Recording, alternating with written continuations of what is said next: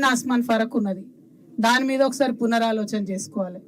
3, ఇండ్లు పోయిన వాళ్ళు ఎవరికి కూడా ఇండ్లు కానీ వేరే దగ్గర కాలనీలు కానీ కట్టియలేదు.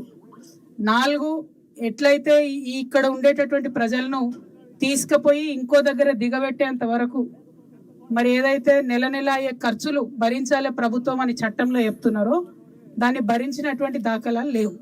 ఈ 4 అంశాల మీద బలంగా ప్రభుత్వాన్ని అడగాలని ఉద్దేశంతోనే ఇవాళ మీ దగ్గరికి రావడం జరిగింది. ఈ 4 అంశాలు అడుగుదామా? మరి కరెక్టేనా? న్యాయమైన అంశాలు నేను చెప్పేది, ఇందులో వేరే తప్పేం లేదు కదా. ఈ 4 అంశాలు ప్రధానంగా మనందరం కూడా ఫైట్ చేయాల్సినటువంటి అవసరం ఉన్నది. 1. 2, వివిధ ఎన్నికలు జరిగినప్పుడు, ఇది మునుగోడు నియోజకవర్గం, మరి చాలా పెద్ద ఎత్తున ప్రపంచమంతా చెప్పుకున్నారు మీ ఎన్నికలు ఎంత ఖర్చు అయింది, ఏమైంది, ఏం కథ అయింది, మొత్తం మీదే ముచ్చటుండే చాలా రోజులు.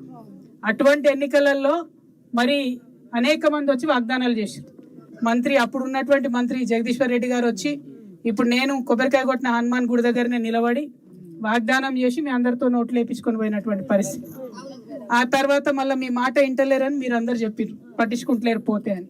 సో ఆ పెద్ద మనిషిని అడగాలి మనం. ఇక 2వది, ఇప్పుడున్న ఎమ్మెల్యే గారు రాజగోపాల్ రెడ్డి గారు ఎవరైతే ఉన్నారో ఆయన కూడా వచ్చి మరి అక్కడ కేటీఆర్ గారి కాన్స్టిట్యున్సీలో మిడ్ మానేర్ కట్టినప్పుడు ఎట్లయితే లాభం చేసిరో, మరి కేసీఆర్ గారి కాన్స్టిట్యున్సీలో మల్లన్న సాగర్ కట్టిన రైతులకు ఎట్లయితే లాభం చేసిరో ఆ లెక్కన ఉదయ సముద్రం నిర్వాసితులకు, శివన్నగూడెం నిర్వాసితులకు, రామకృష్ణాపురం నిర్వాసితులకు, లక్ష్మణాపురం నిర్వాసితులకు అందరికీ కూడా నేను ఎకరానికి 25 లక్షల రూపాయలు ఇప్పిస్తా అని చెప్పి రాజగోపాల్ రెడ్డి గారు చెప్పిరా అన్నాడు ఎన్నికల ప్రచారంలో. కానీ 2 ఏళ్ళు అవుతుంది మరి కాంగ్రెస్ ప్రభుత్వం వచ్చి, ఆయన కూడా మళ్ళీ మాట్లాడిన దాఖలాలు లేవు.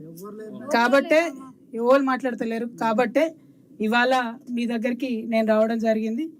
మన ముఖ్యమైన ఉద్దేశం ఏంటంటే ఈ సమస్యను 10 సార్లు మనం అడిగితే ప్రభుత్వం దృష్టికి పోతుంది, బలవంతం అవుతుంది, వాళ్ళ మీద కొద్దిగా ప్రెషర్ పడుతుంది. కాబట్టి అప్పుడు ఈ పని జరుగుతుంది అనే ఉద్దేశంతో ఇంత దూరం రావడం జరిగింది.